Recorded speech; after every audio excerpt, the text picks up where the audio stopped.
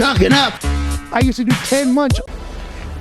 Behind me is the landscape of modern Prague, and it seems to me Prague is a city which participated in one of the most important bifurcations in the history of Western thought. A little background may be necessary. The Emperor Rudolph II was chosen by the electors of the Northern League, and at his death they chose from among themselves a new emperor, in this case Frederick, Prince Palatine of Heidelberg, who had recently married Elizabeth, the daughter of James of England. Frederick the Elector assumed that the King of England giving his daughter's hand in marriage signaled approval for Frederick's visionary plan for an alchemical kingdom in Central Europe to be ruled by himself from Prague. And to this end, Frederick transferred his court from Heidelberg to Prague in the fall of 1619. This is a historical episode that has become known as the incident of the Winter King and Queen.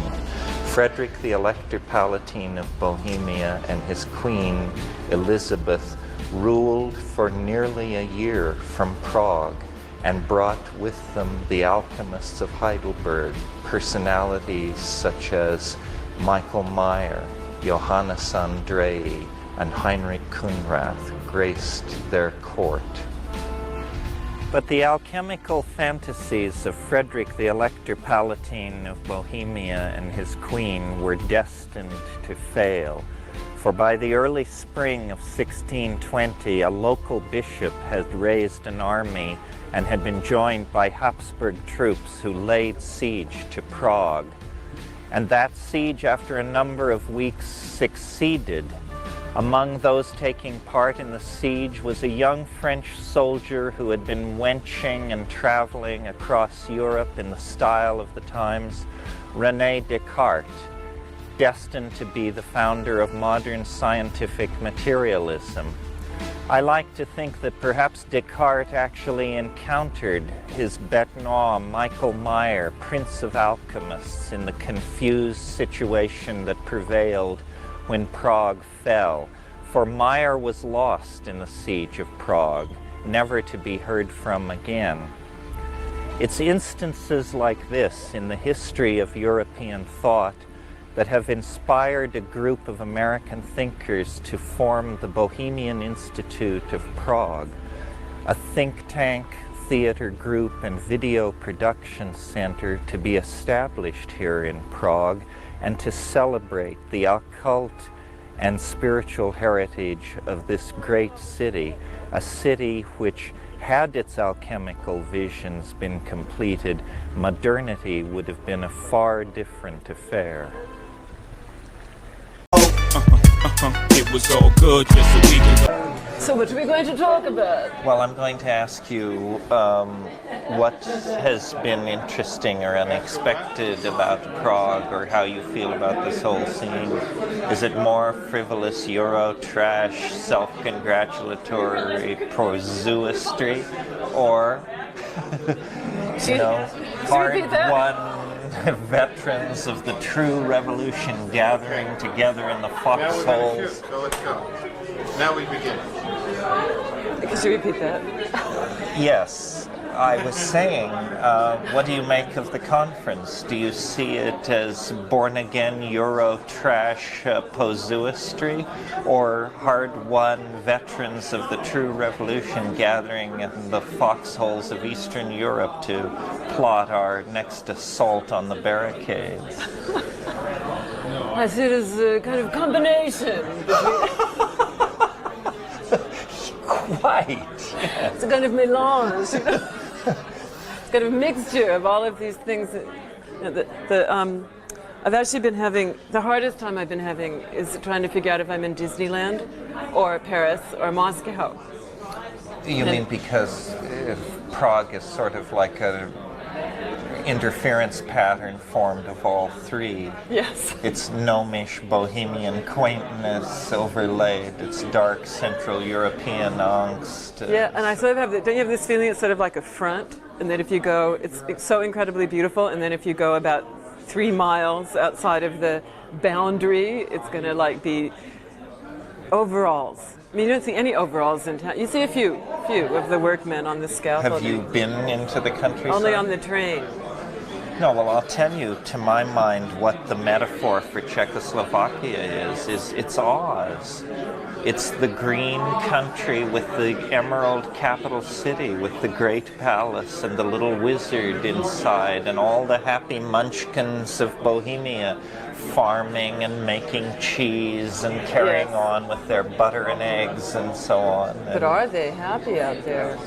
Well, they're splitting the country apart, but more power to them, I say. You think so?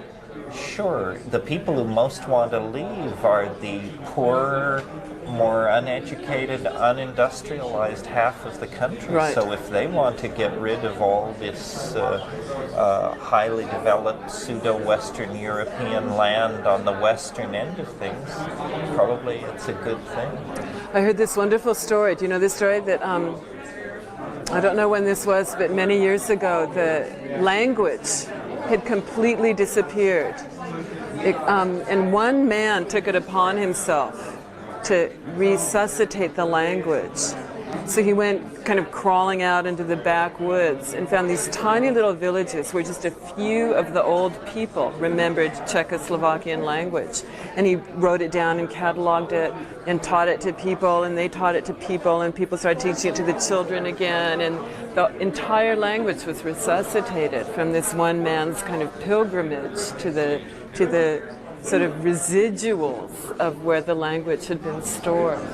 That's interesting. Isn't that a great story? Yeah. And it's a story because it feels it has the potential to be metaphorical for our time. You know, when we're just right on the brink of that loss, you know? Well, and bringing back a lost language means presumably you bring back the possibility of thoughts that could not be said any other way. That's right. So it's like reality itself. You are saving it. You're bringing it back. Yes, or things like the gene pool of plants, or Right, you know, right. It feels so metaphorical to me, and it was a successful story. And here we are, and everyone's speaking Czech. Yes, well, you know, you scratch a Czech and you find a Celt, because the reason these people look vaguely Irish is because the Celts were here 6,000 years ago, long before they reached the Iberian Peninsula of Spain and migrated into England. This was Celtic country. All these round hills that you see have Celtic forts on them, Really? 6, 7, 8,000 years old. So it's kind of interesting. From the 12th century, 13th century, 12th century? No, thousands of years. Thousands? Oh, Yeah, 6,000 6,000 years. years. So, no, we're talking deep prehistory here. Old Maria Gimbutas' bailiwick. Well, so where are you going after Prague? I'm maybe going to Berlin, maybe to Carlsbad. I don't know yet. I'm open. I think the conference is interesting. Were you asking about that? Yeah, what's the most interesting thing you've run across? Well, I don't know if there's the most interesting thing, but I think I wonder about the question about that no one seems to be asking about whether or not, you know, when transpersonal psychology first hit, we all had the very optimistic feeling that this was going to make a big dent in the movement of history, just like we all did during the 60s revolution, that this was somehow going to blossom into some major transformation of essentially how people treated each other.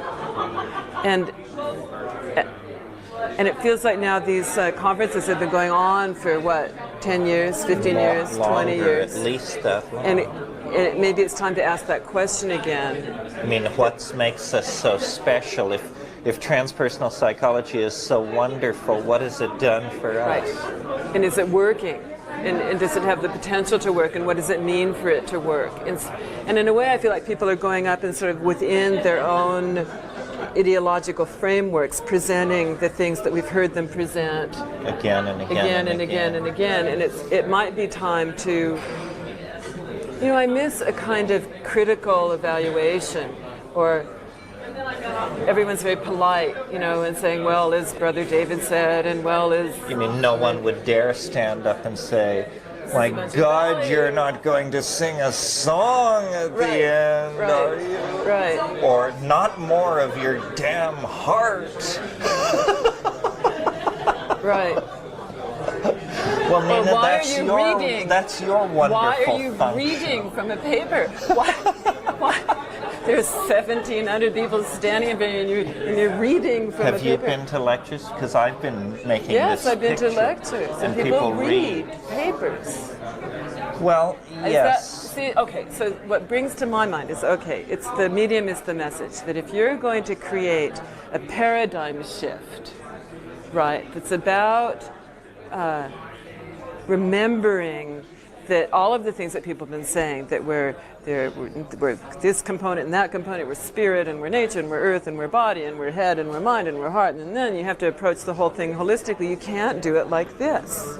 So you think gentlemen in tweed suits with small patterns standing before lecterns with their flies open are not leading us into the new world? Well, I'm questioning it. I can't say for sure, but I'm saying these are the questions that feel like they're moot in the conference, and they're underground. And we used to be the underground, and we used to be the people asking those moot questions and speaking them. And are we still doing that? Or have we become yuppified enough to not be willing to ask those questions? Maybe it's because I'm obsessed with one subject, but it seems to me... You are obsessed with one subject, aren't you? But here's the insight which that gives me, yes. Which is... as a movement, this transpersonal thing is vitiated by a huge number of people wanting to cash in on the imagined phenomenon of addiction. Yes. So we've got 12-step up the kazoo. And I think, the transpersonal psychology should not be in the business of selling people on the idea of addiction, because it is the end of moral responsibility. If you're an addict, then it's just like getting the flu or PMS or something. It's just not your fault, and you just really better get some psychotherapy and take care of that. So I think I'm surprised that in all these psychedelic panels and so forth, there hasn't been a real attempt to say, look, we need pharmacological intervention. I mean, we're hardwired for bashing out the brains of woolly mammoths. That's what would put it, I don't know that I entirely agree with you, but that's what would give it a dynamic edge that I don't feel like the conference has yet. People are too nice. They're too nice, and they're too timid. And you can't be an underground and be timid. That's right. The avant-garde didn't get there by being polite. Right. So what happens when transpersonalism becomes somewhat mainstream, not that it is entirely, becomes problematic. Just as what happened in the 60s. It gets kind of bought off. And then people are selling their books and their careers are established, and they're afraid to make those kinds of challenges. I think it'd be great to have a psychedelic panel, or mixed with a 12-step panel. Were you in the psychedelic panel? No. Because it was incredibly polite. I even found myself being polite and thinking things that I thought were bullshit and just letting it fly by because I thought, these people have all what did you think was bullshit? Somebody says, they were saying, how can we make psychedelics more respectable? And somebody suggested that they publish a journal in which you didn't sign your articles and you didn't give the names of the patients. And I thought to myself, political gutlessness reaches mega proportions. That's not how you do it. You do it by standing up and being counted, not refusing to put your name on your research. I mean, that you've already knuckled under at that point. See, I think that I still have that sort of Socratic model in my mind, I think, that that wisdom comes through some kind of dialectical dialogue, and that if you really go for the disparate points of view, then you can form your own synthesis that somehow embodies the truth in some way.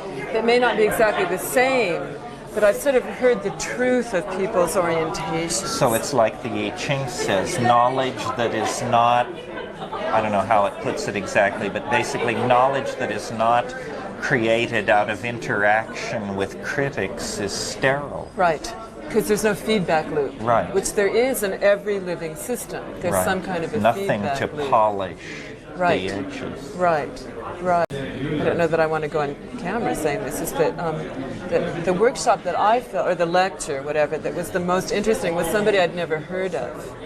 It wasn't one of the stars One of the of the transpersonal stars, world, whose stuff I enjoyed.